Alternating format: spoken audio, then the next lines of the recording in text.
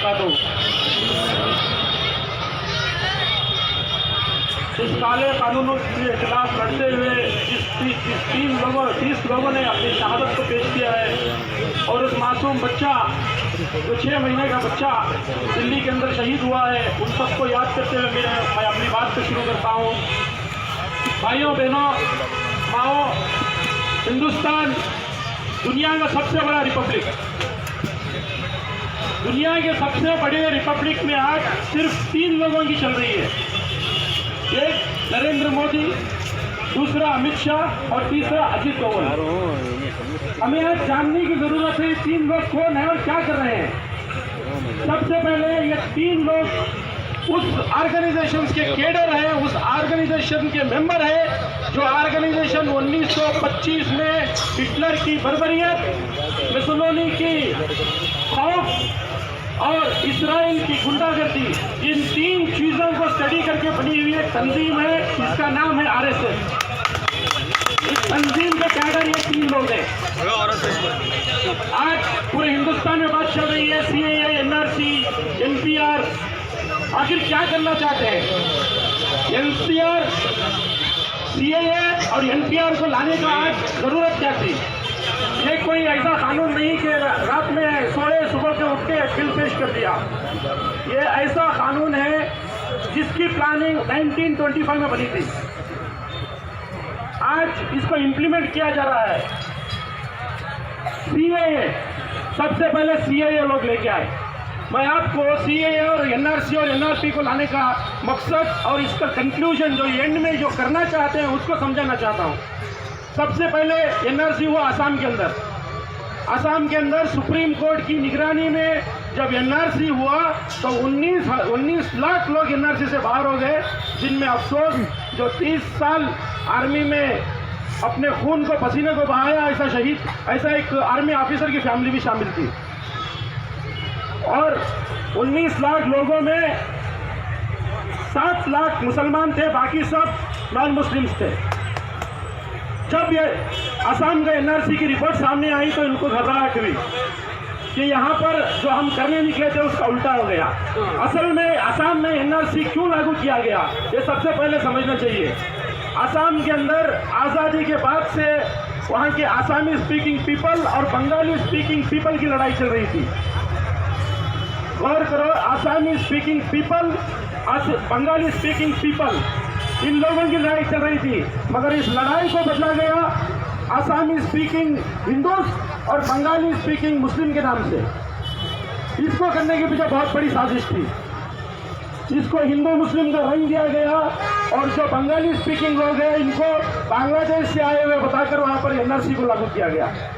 जब एनआरसी की रिपोर्ट में बहुत सारे हिंदू आ गए तो इनको घबराहट हुई, तो फिर इन लोगों ने पार्लियामेंट के अंदर सीएए जैसा एक कानून पास किया। सीएए क्या है? सीएए जो ये 3 कंट्रीज से जो भी आएगा उसको सिटीजनशिप दी जाएगी सिवाय मुसलमान के। ऐसा क्यों? इन लोगों का इस बात से जाहिर होता है कि इन लोगों का पहले से इरादा था कि पूरे हिंदुस्तान में एनआरसी को लाने का। पूरे हिंदुस्तान में एनआरसी को लाकर जो एनआरसी से बाहर हो जाएंगे उनको डिटेंशन सेंटर में डालकर जो हिटलर ने बर्बरियत जर्मनी में की थी ऊंची नस्ल की, और जो मुसोलिनी ने बर्बरियत की थी, और जो इसराइल आज गाजा के मुसलमानों के साथ कर रहा है, उसी को दोहराने के लिए एनआरसी को पूरे हिंदुस्तान में लाना चाहते हैं।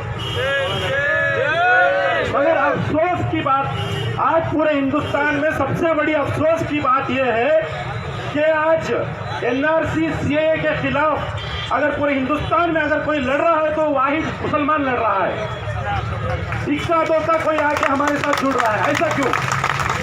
आज शाहीन बाग में जब प्रोटेस्ट शुरू हुआ, आज 50 को एक दिन वहाँ शाहीन बाग में गुजर गया है। मगर अफसोस जो यहाँ की सेक्युलर पार्टियाँ, उन्हें शर्म आनी चाहिए, जो 70 साल से प्रिविलेज लिए मुसलमानों का, जो 70 साल से मुसलमान के वोट लिए, आज तक कोई भी यहाँ की इतने बड़े बड़े पार्टियां हैं, कोई भी पार्टी का लीडर जाके शाहीन बाग में अपनी सूरत तक नहीं दिखाया उन माओ बहनों को। मैं पूछना चाहता हूँ, जिन मुसलमानों को 70 साल से तुम प्रिविलेज लेके आ रहे हो, जिनके वोटों पे 70 साल तुमने हुकूमत की, आज वो मुसलमान परेशान है, तो आज भी तुम हिंदू वोट बैंक का सहारा लेकर मुसलमानों को बेदखल कर रहे हो। आज शाहीन बाग के अंदर जो भी चल रहा है उसे ये ऑर्गेनाइज करने वाले यहाँ के सेक्युलर पार्टियां होना था, मगर आज अवाम रास्ते पर उतर कर एहतजाज कर रही है। ये बहुत शर्म की बात है। आज यूपी के अंदर जो अखिलेश यादव है, अपोजिशन लीडर है, इससे पहले मुसलमानों की भीख के वोट से वो सीएम भी बने थे। आज वहां पर जब प्रोटेस्ट करने वाले मुसलमानों की दुकानों को सील किया जा रहा है, जो मुसलमानों के 28 बच्चों को गोली मारकर और कितने मदरसे के बच्चों को वहां पर जुल्म का शिकार बनाया गया है, मगर आज तक अखिलेश यादव पीएसपी की लीडर, उनकी जुबान पर एक प्रेस रिलीज भी नहीं आया, एक अफसोस भी नहीं आया।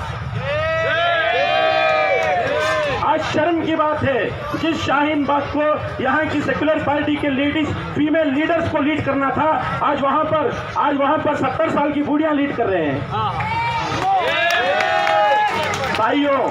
भाइयों एक बात याद रखो, भाइयों बहनों, इस सीएए में, इस एनआरसी से, इस एनपीआर से ये मुसलमानों को बस डराना चाहते हैं। ये डर डर के हमारी ये नौबत आ गई। आप गौर करो, 2014 में जब बीजेपी गवर्नमेंट आई तो सबसे पहले इन्होंने लिंचिंग किया। हमारे बच्चों को 14 साल के 16 साल के बच्चों को कुत्तों की तरह मारा गया। मगर ये अफसोस, ये कौम रास्ते पर अगर उस दिन इस तरह उतरती तो उसके बाद लिंचिंग नहीं हो सकती। लिंचिंग के बाद इन्होंने हमारी शरीयत में मुदाखिलत की, हमारे ट्रिपल तलाक के कानून को पास किया, मगर अफसोस यहाँ के कहने वाले बहुत सारे सेकुलर पार्टियों ने उसको बिल को समर्थन करके फिर वो बिल को पास होने को रास्ता बना कर दिया। जब हमारी शरीयत की मुदाखिलत की गई तब भी हम रास्ते पर नहीं उतरे। अगर तब ऐसे एहतजाज होते तो शायद उसके आने वाला जो कश्मीर के अंदर 370 आर्टिकल को निकाला गया वो नहीं होता। आज गौर करो, आर्टिकल 370 कश्मीर से निकाला, आज दुनिया की सबसे बड़ी कहीं जेल है तो वो कश्मीर है। एक आदमी के पीछे 9 आज आर्मी के जवान है। दुनिया की सबसे बड़ी जेल आज कश्मीर को बनाया गया, मगर अफसोस हमारी कौम रास्ते पर नहीं उतरी। और उसके बाद आया बाबरी मस्जिद का नाहक का फैसला। अगर मस्जिद जब शहीद की गई उसका जब फैसला आया, अगर तब हम ऐसे एहतजाज करते तो शायद आज ये दिन नहीं देखना पड़ता। सुप्रीम कोर्ट के खिलाफ प्रोटेस्ट करना बहुत बड़ा गुनाह है, ऐसा पेश किया गया पूरे हिंदुस्तान में। कौन पेश करते थे? हमारे ही चंद सो कॉल्ड इंटेलेक्चुअल्स पेश करते थे। मगर वही सुप्रीम कोर्ट का फैसला जब शबरीमला के लिए आया तो पूरे बीजेपी आरएसएस ने रास्ते पर उतरकर हर छोटे बड़े गांव में प्रोटेस्ट किया। ये शर्म आनी चाहिए हमें। हमने अल्लाह के घर को ऐसे ही जाने दिया, अल्लाह ने आज हमारे घर पे लाया तो आज हम रास्ते पर उतर के बैठे हैं। आज मैं बीजेपी गवर्नमेंट से कहना चाहता हूं, तुम्हारे ये रेपिस्ट, ये गुंडे, ये आतंकवादियों पर से भरी हुई सरकार और तुम्हारे दलाल मीडिया और ये तुम्हारा सॉफ्ट जुडिशियल सिस्टम से अगर तुम मुसलमानों को डराना चाहते हो तो ये तुम्हारा ख्वाब ही रह जाएगा, क्योंकि ये कौम गद्दार नहीं, इस मुल्क की पहरेदार है। हाँ, हम पहरेदार हैं इस मिट्टी के, हम पहरेदार हैं यहाँ इस मुल्क के, और हम पहरेदार हैं इस कॉन्स्टिट्यूशन के। आज मैं बड़े अफसोस से कहना चाहता हूँ, मेरे भाई, मेरे नौजवान भाई, मेरी बहनें आज आज़ादी का नारा लगा रहे हैं। क्या है आज़ादी का अपोजिट वर्ड क्या है? आप सोचो, आज़ादी का अपोजिट वर्ड क्या है? गुलामी।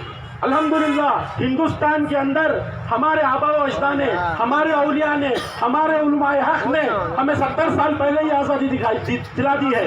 हमें आज जरूरत है इंसाफ की, हमें आवाज उठानी चाहिए इंसाफ की। किसका इंसाफ? पहलू खान की फैमिली के लिए इंसाफ, हाफिज जुनैद के लिए इंसाफ, बाबरी मस्जिद को जिन्होंने शहीद किया, आज वो आराम से घूम रहे, हमें उसका इंसाफ चाहिए, हमें आज़ादी नहीं चाहिए। आज़ादी तो हमें सबसे पहले मिल गई।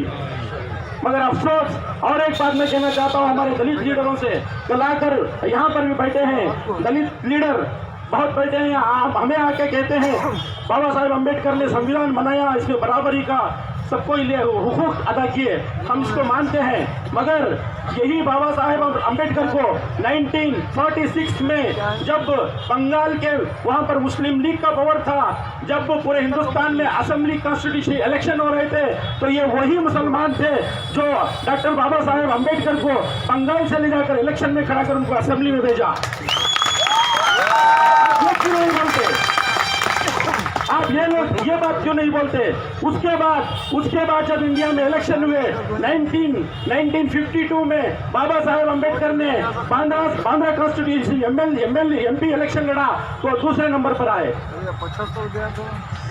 वही बाबा साहेब अम्बेडकर जब 1954 में बाई इलेक्शन में वर्सोवा से लड़े तो 3rd पोजीशन पे आए। ये वही मुसलमान था जो बाबा साहेब अम्बेडकर को पॉलिटिकल इमेज दिया। और एक बात कहना चाहता हूँ, हमारे नौजवान जय भीम का नारा लगाते हैं। जिस असेंबली में जिस कॉन्स्टिट्यूशन को बनाने के लिए 7 लोगों की टीम थी, उसमें सैयद मोहम्मद सादुल्लाह भी थे। उन्होंने कंधे से कंधा मिलाकर बाबा साहेब अम्बेडकर के साथ कॉन्स्टिट्यूशन को बनाया है।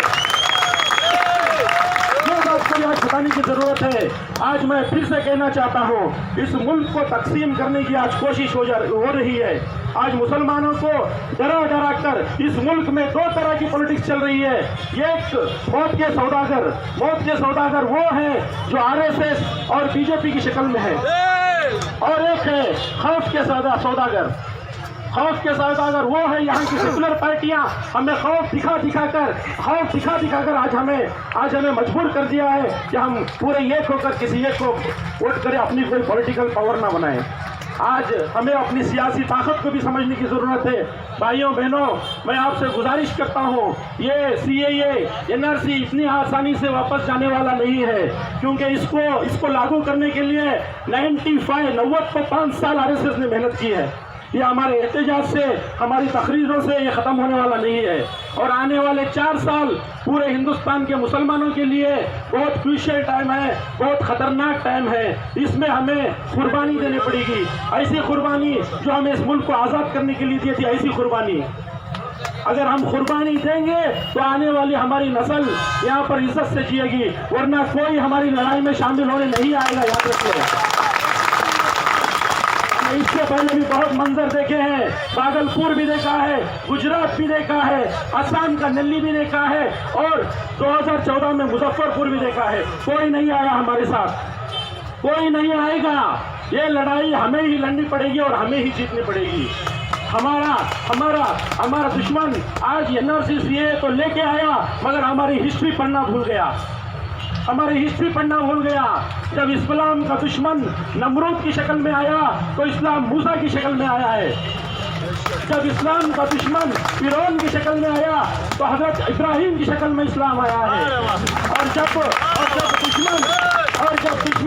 और जब दुश्मन अबू जहल की शक्ल में आया तो अल्लाह के नबी सल्लल्लाहु अलैहि वसल्लम की शक्ल में इस्लाम आया है। और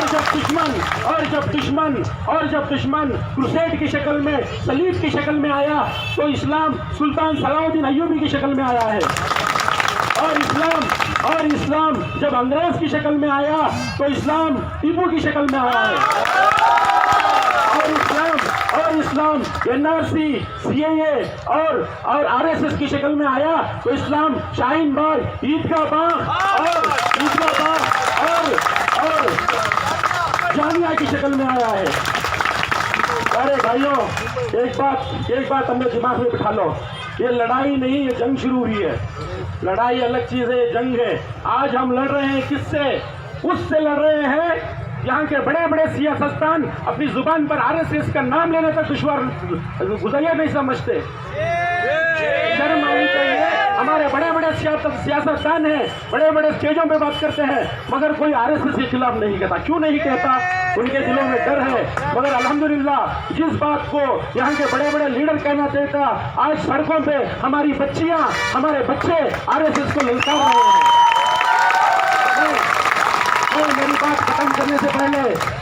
यहाँ की तमाम सेक्युलर पार्टियां, यहाँ की हमारे दुश्मन आरएसएस, बीजेपी, सबसे कहना चाहता हूँ, जिन्हें नाज है हिंद से वो लोग कहाँ है, वो यहाँ है, यहाँ है,